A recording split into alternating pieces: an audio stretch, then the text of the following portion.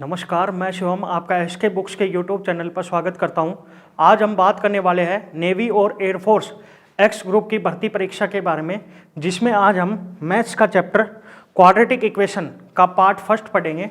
Part first में देखिए, सबसे पहला टॉपिक है क्वाड्रेटिक एक्सप्रेशन। आपको याद रखना है कोई भी एक्सप्रेशन जो इस तरह का हो, ax² + bx + c, वो क्वाड्रेटिक एक्सप्रेशन होगा। आपको याद रखना है इसमें जो x की पावर है वो 2 होनी चाहिए। आपको याद रखना है कि a b c जो है वो रियल होने चाहिए और a की वैल्यू कभी भी 0 के बराबर नहीं होनी चाहिए, क्योंकि अगर a 0 हो गया तो यहां से अपने पास आएगा bx प्लस में c। अब जैसा कि आप देख रहे हो इसमें x की पावर है 1, तो ये क्वाड्रेटिक एक्सप्रेशन नहीं होगा। अब ये लीनियर एक्सप्रेशन कहलाएगा। अगला है क्वाड्रेटिक इक्वेशन। आपको याद रखना है कि जब हम क्वाड्रेटिक एक्सप्रेशन को 0 के बराबर पुट कर देंगे, मतलब fx को 0 के बराबर पुट कर देंगे, तो जो इक्वेशन आएगी उसको हम क्वाड्रेटिक इक्वेशन कहेंगे। तो आपको याद रखना है क्वाड्रेटिक इक्वेशन होती है ax² + bx + c = 0। इसमें भी आपको याद रखना है a b c रियल होनी चाहिए और a की वैल्यू 0 के बराबर नहीं होनी चाहिए। अगला है रूट्स या फिर सॉल्यूशंस या फिर जीरोज। आपको याद रखना है ये क्या होता है, values of x which satisfy the given quadratic equation. आपको याद रखना है जो x की वैल्यू होती है वो रूट्स या फिर सॉल्यूशंस या फिर जीरोज कहलाते हैं, और ये जो x की वैल्यू है ये गिवन क्वाड्रेटिक इक्वेशन को सेटिस्फाई करते हैं। आगे कि क्वाड्रेटिक इक्वेशन हैज 2 रूट्स।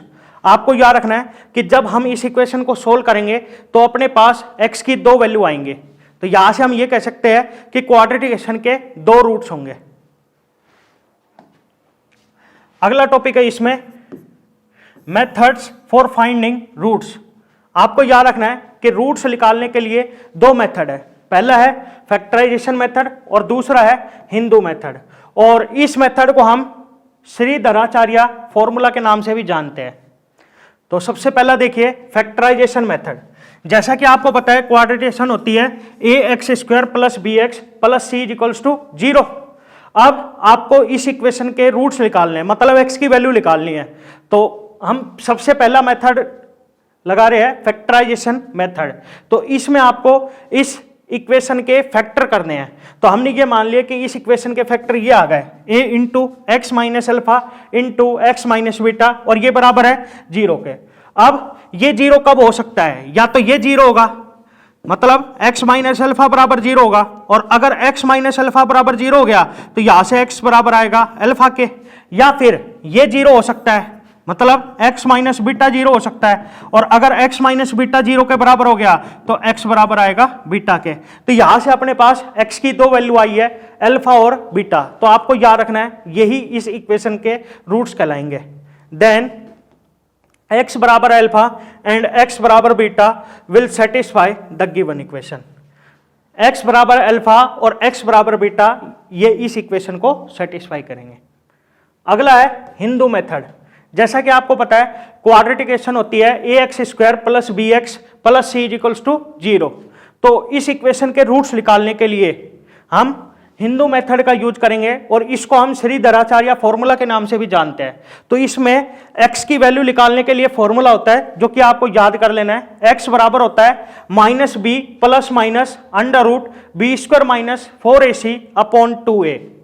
इस फॉर्मूले को हम इस तरह से भी लिख सकते हैं, x = -b ± √d/2a। आपको याद रखना है d जो है उसको हम डिस्क्रिमिनेंट कहते हैं, और ये बराबर होता है b² - 4ac के। अब मैं एक इक्वेशन मान रहा हूं और उसके रूट्स फाइंड आउट करके बता रहा हूं आपको। हमने ये इक्वेशन मान लिया x² - 3x + 2 = 0।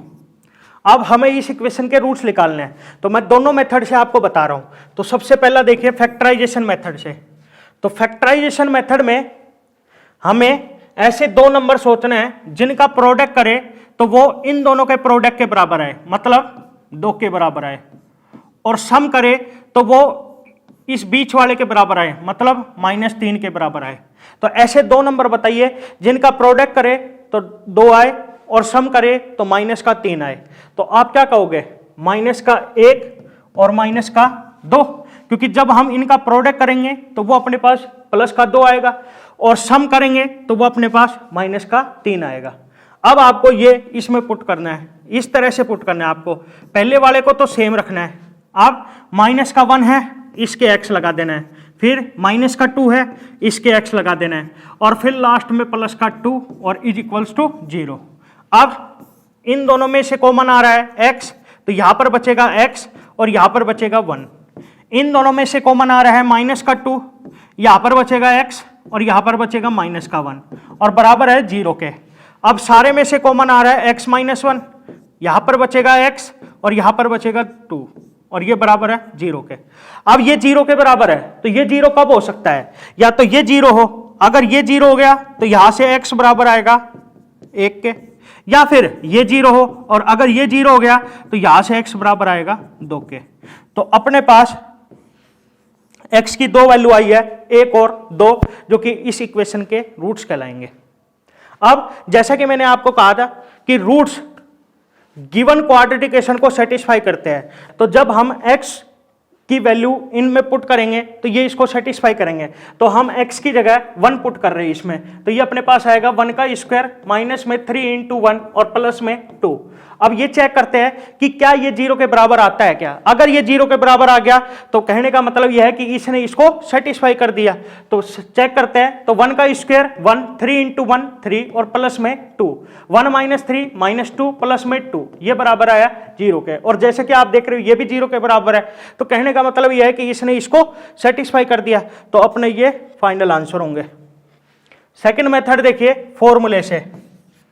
तो फॉर्मूले के लिए सबसे पहले हम ए बी सी की वैल्यू इक्वेट करते हैं, तो हम इस इक्वेशन को इस इक्वेशन के साथ कंपेयर करेंगे और ए बी सी की वैल्यू निकालेंगे। तो जब हम इसको और इसको कंपेयर करेंगे तो ए बराबर आएगा 1 के, बी बराबर आएगा -3 के और सी बराबर आएगा 2 के। अब फॉर्मूला लगाएंगे, तो फॉर्मूला होता है x = -b + √b² - 4ac upon 2a। तो यहां से x बराबर आएगा माइनस का b की वैल्यू है -3 प्लस माइनस √b का स्क्वायर, b है -3 तो -3 का स्क्वायर माइनस 4a1 और c2 और अपॉन में 2a, तो 2 × 1। अब इसको सोल्व करेंगे तो x बराबर आएगा -3 प्लस -3 का स्क्वायर 9, 9 माइनस में 4 × 2 8, तो 9 - 8 1 और 1 का रूट 1 और अपॉन में 2। तो यहां से अपने पास x की 2 वैल्यू आई है, एक तो आई है 3 + 1/2 और एक आई है 3 - 1/2। अब 3 + 1/2 ये होगा 4/2 दैट इज 2 और 3 - 1/2 ये होगा 2/2 दैट इज 1। तो यहां से भी अपने पास x की यही वैल्यू आई है 1 और 2। तो कहने का मतलब यह है कि चाहिए आप फर्स्ट मेथड यूज करो, चाहिए आप सेकंड मेथड यूज करो, x की वैल्यू सेम आएगी दोनों में।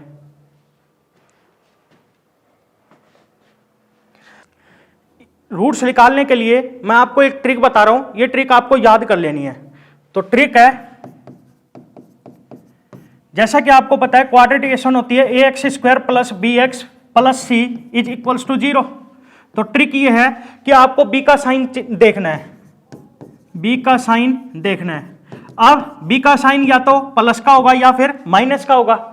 तो आपको याद रखना, अगर b का साइन प्लस का है तो आपको b और c दोनों के साइन चेंज कर देने हैं, और अगर b का साइन माइनस का है तो आपको सिर्फ b का साइन चेंज करना है। आप इसको ऐसे याद कर सकते हो कि अगर b का साइन प्लस का है, मतलब कोई पॉजिटिव पर्सन है, तो उसमें इतनी ताकत होती है कि वो खुद को भी बदल सकता है और साथ वाले को भी बदल सकता है। तो अगर b का साइन प्लस का है तो यहां पे b और c दोनों के साइन चेंज हो जाएंगे, और अगर b का साइन माइनस का है, कहने का मतलब यह है कि अगर कोई नेगेटिव पर्सन है तो उसमें इतनी ताकत नहीं है, वो खुद को चेंज कर सकता है। तो यहां पे सिर्फ आपको b का साइन चेंज करना है। अब जैसा कि मैंने अभी एक इक्वेशन माना था x square minus 3x plus 2 is equals to 0।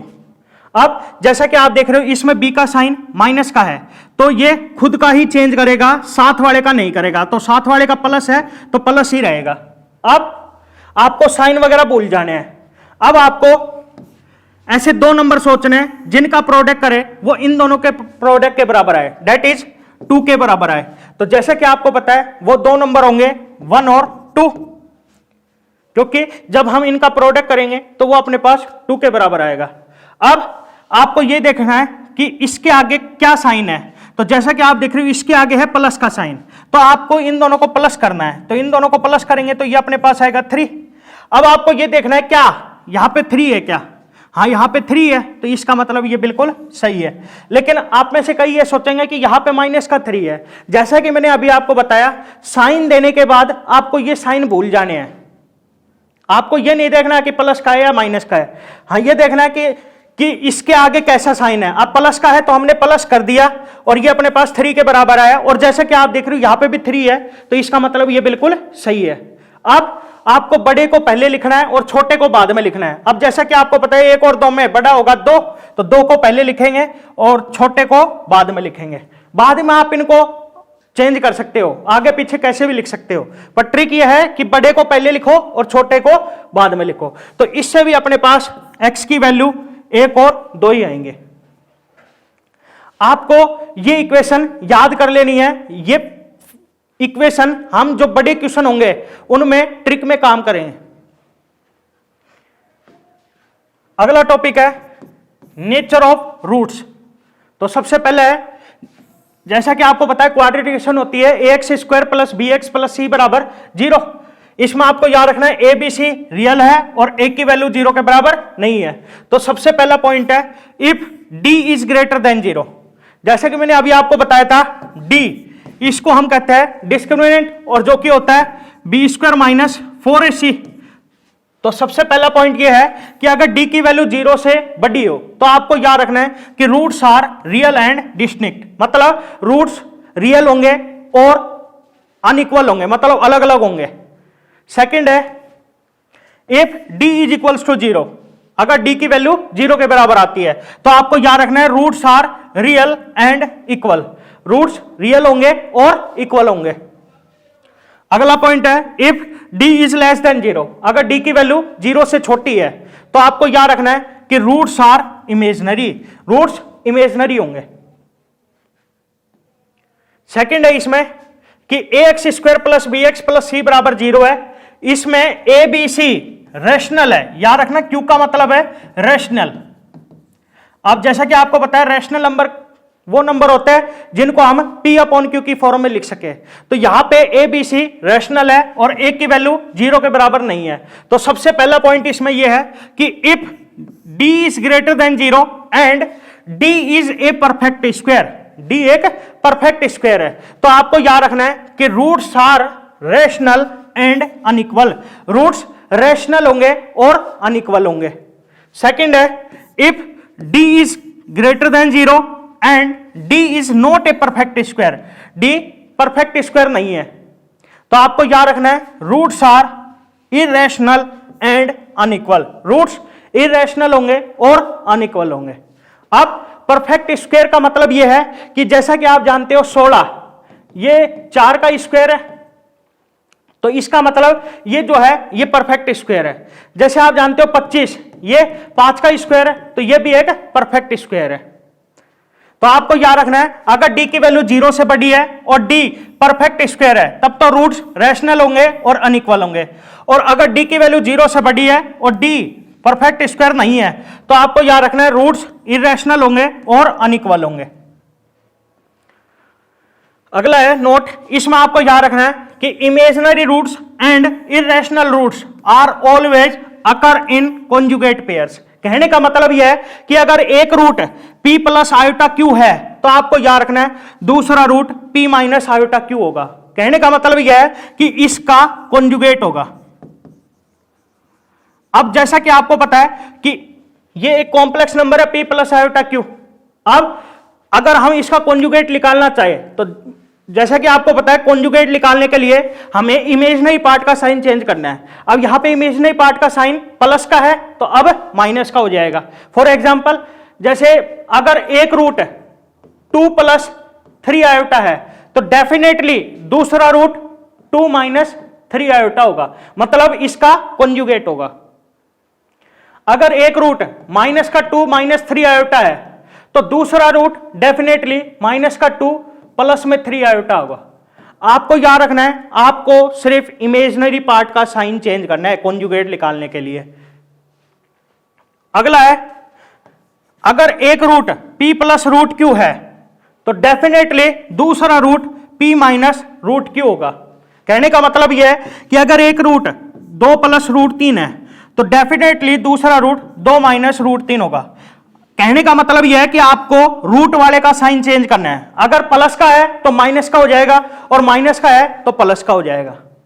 ऐसे ही अगर एक रूट -2 -√3 है तो डेफिनेटली दूसरा रूट -2 + √3 होगा।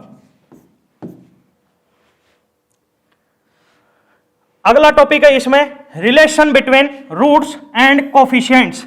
जैसा कि आपको पता है क्वाड्रेटिक इक्वेशन होती है ax² + bx + c = 0। इसके दो रूट्स है अल्फा और बीटा। तो सबसे पहला पॉइंट है सम ऑफ रूट्स, मतलब अल्फा प्लस बीटा। तो आपको ये याद रखना है, ये बराबर होता है -b/ak। सेकंड है प्रोडक्ट ऑफ रूट्स, मतलब अल्फा बीटा, ये बराबर होगा c/ak। फॉर एग्जाम्पल क्वाड्रेटिक है x² - 3x + 2 = 0। मैं आपसे ये कहूं कि सम ऑफ रूट्स बताइए, तो जैसा कि आपको पता है सम ऑफ रूट्स का फॉर्मूला होता है -b/a। तो -b की वैल्यू इसमें है -3 और अपॉन a की वैल्यू है 1, तो ये अपने पास आएगा +3। तो सम ऑफ रूट्स होगा 3। सेकेंड प्रोडक्ट ऑफ रूट्स,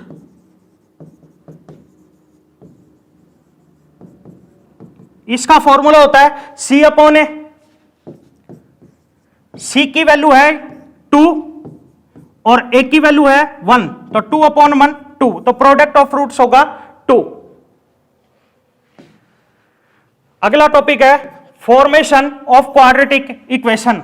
इसमें आपको याद रखना है if alpha and beta are the roots of a quadratic equation then, याद रखना इक्वेशन ये होगी x - अल्फा × x - बीटा = 0। और जब आप इसको सोल्व करोगे आपके पास ये इक्वेशन आएगी x² - alpha + beta × x + alpha beta = 0। तो यहां से हम ये कह सकते हैं कि अगर आपको रूट्स दे रखे हो और आपसे इक्वेशन पूछे तो आप याद रखना इक्वेशन होगी x² - sum of roots × x + product of roots = 0। अगला है नोट,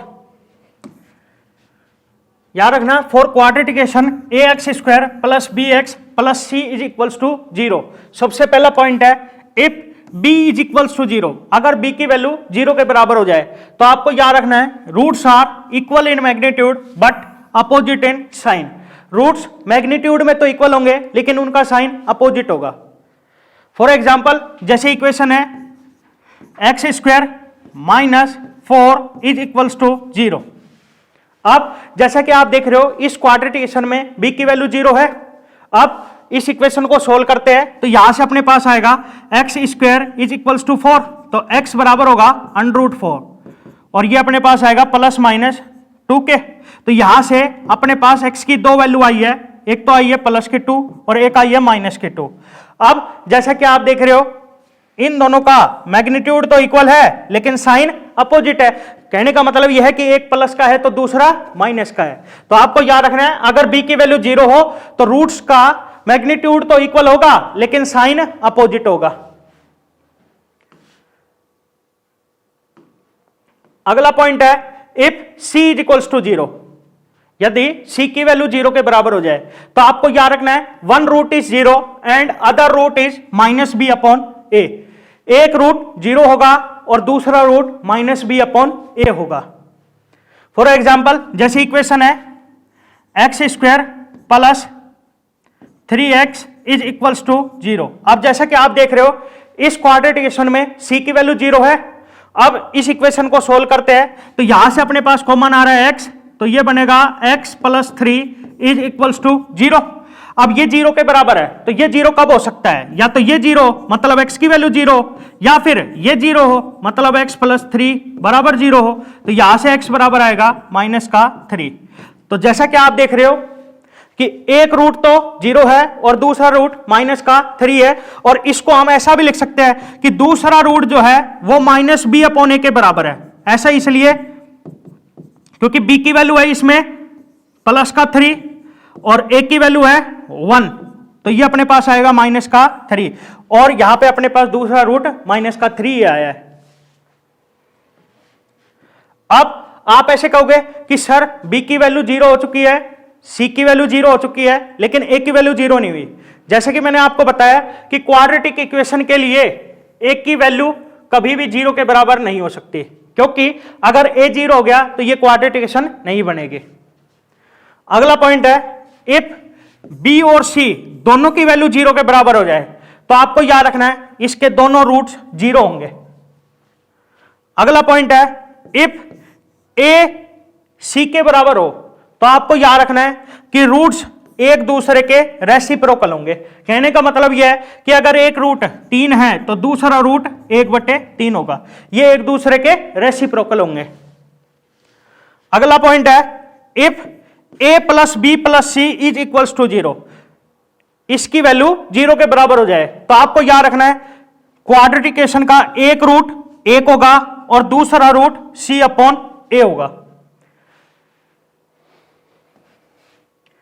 अगला है ग्राफ ऑफ क्वाड्रेटिक एक्सप्रेशन। जैसा कि आपको पता है क्वाड्रेटिक एक्सप्रेशन होता है fx बराबर ax square plus bx plus c, और a b c रियल होते हैं और a की वैल्यू 0 के बराबर नहीं होती है। तो आपको याद रखना है कि ग्राफ बनाने के लिए आपको यह देखना है कि a की वैल्यू 0 से बड़ी है या फिर 0 से छोटी है। तो आपको याद रखना है अगर a की वैल्यू 0 से बड़ी है तो ग्राफ अपवार्ड पैराबोला बनेगा, और अगर a की वैल्यू 0 से छोटी है तो ग्राफ डाउनवर्ड पैराबोला बनेगा। सबसे पहला केस है इसमें if d is greater than 0। जैसा कि आपको पता है अगर d की वैल्यू 0 से बड़ी हो तो रूट्स रियल होंगे और डिस्टिंक्ट होंगे, मतलब अनइक्वल होंगे। तो ग्राफ आपको याद रखना है इस तरह से बनेंगे। तो सबसे पहला तो ये जब बनेगा जब a की वैल्यू 0 से बड़ी हो, तो आपको याद रखना है ग्राफ इस तरह से बनेगा।